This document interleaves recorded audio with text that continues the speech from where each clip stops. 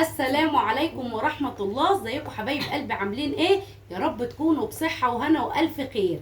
بحبكم جدا في الله، يا احلى متابعين في الدنيا. الله بقى على الريحة ما اقولكوش. طبعا زي ما انتم شايفين كده دي حلة محشي كرنب. تعالوا بقى اقول لكم القصة المؤلمة النهاردة بتاعت حلة المحشي دي. حلة المحشي دي اتحشت على الشموع السوداء زي ما بيقولوا. تمام؟ هقول لكم النهارده على الموضوع، هنحكي حكايه قصه حله المحشي دي. بسم الله ما شاء الله. طبعا النهارده بقى انا عندي ايه، انا كنت الكرنب ده سلقان امبارح والنهارده بقى من الساعه 1 الظهر النور قطع.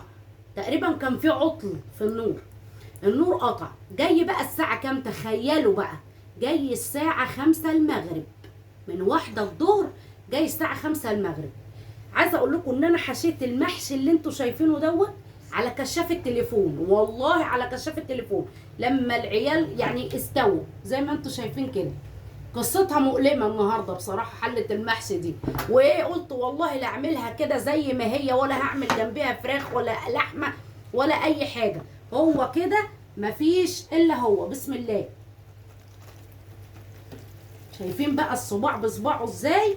الواحده بوحدها ما شاء الله، الواحده بوحدتها قصدي. نغرف كده.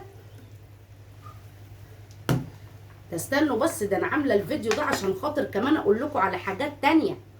استنوا بس لما نغرف شويه كده.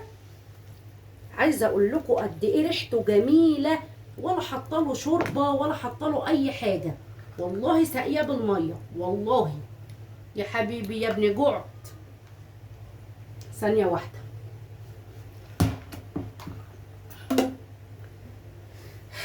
طبعا ناس كتير منكم بتسألني بتقول لي يا هدير انت بتتكلمي عن التخسيس ولا بتتكلمي عن الاكل؟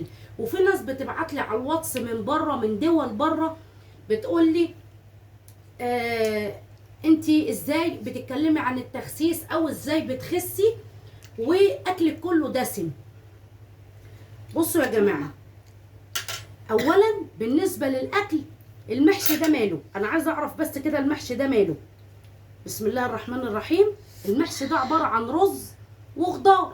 احنا مش بنقول ناكل مثلا طبق سلطه ناكل كم معلقه رز عليهم شويه خضار. الكرنب ده خضار، الكرنب بيخسس على فكره. والرز اللي جواه ده ملفوف يا جماعه، رزايتين يعني. بسم الله. المشكله ان نعمل محشي وهخس برضو، المشكله ان ناكل محشي وهخس، لكن ناكل صح عشان نخس بانتظام. ازاي؟ نفطر بدري، نتغدى بدري، نتعشى بدري. كل حاجه واي حاجه. للناس اللي بتقول لي يا هدير محتوى قناتك طبخ، ازاي بتتكلمي عن التخسيس؟ انا برد عليكم اهو. كل حاجه واي حاجه، لكن بنسب قليله معتدله. ناكل كل حاجه واي حاجه لكن بنسب قليله معتدله، ما ناكلش بالليل. تمام؟ كل انواع الاكل، انت ما تحرمش نفسك من نوع اكل. يعني انا ما اقومش اكل طبق محشي زي دوت على الصبح، يعني اول ما اصحى من النوم هبوظ الحرق بتاعي وهدمر الحرق بتاعي وهودي الدنيا كلها معايا في 60 داهيه، واقول كده انا ما بخسش ليه؟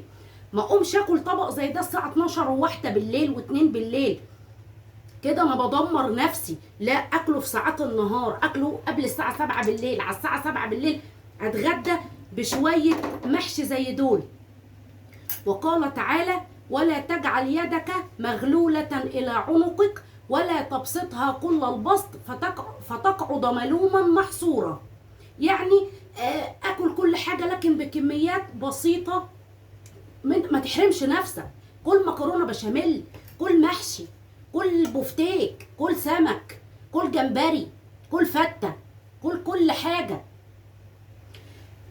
مفيش احسن من الطبخ المصري، مفيش بعد الاكل المصري يا جدعان. ايه؟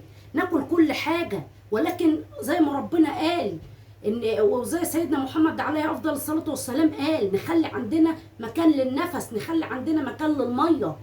قبل كل وجبه اشرب كوبايتين 4 ميه، عشان ما فيش ناس تفتكر اني ببالغ. يعني انا بطبخ ابوظ الناس واقول لهم خسوا والناس تقول ان انا غشاشه. لا، كل اي حاجه بمواعيد صغيره. كل محشي، ما تحرمش نفسك من نوع اكل. المحشي ده ايه؟ ده رز. المحشي ده رز وكرنب. ايه المحشي يعني؟ الناس ليه فاكره لما بنقول كلمه محشي فهي قنبله موقوته؟ إيه ليه؟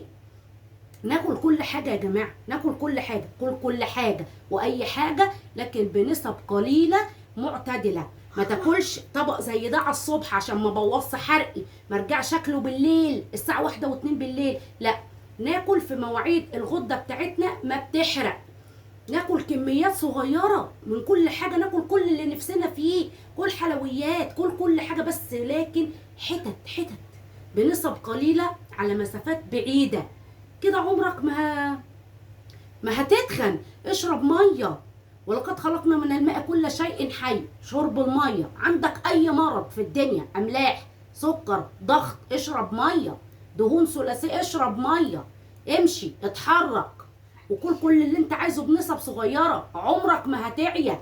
يا ريت تنفذوا كلامي يا احلى متابعين في الدنيا. ما تنسوش بقى تشتركوا في قناتي على اليوتيوب طبخ ومعلومات مفيده مع هدير، وكمان تنوروني بالمتابعه على الفيسبوك. بحبكم جدا في الله. اشوفكم في فيديو جديد. السلام عليكم.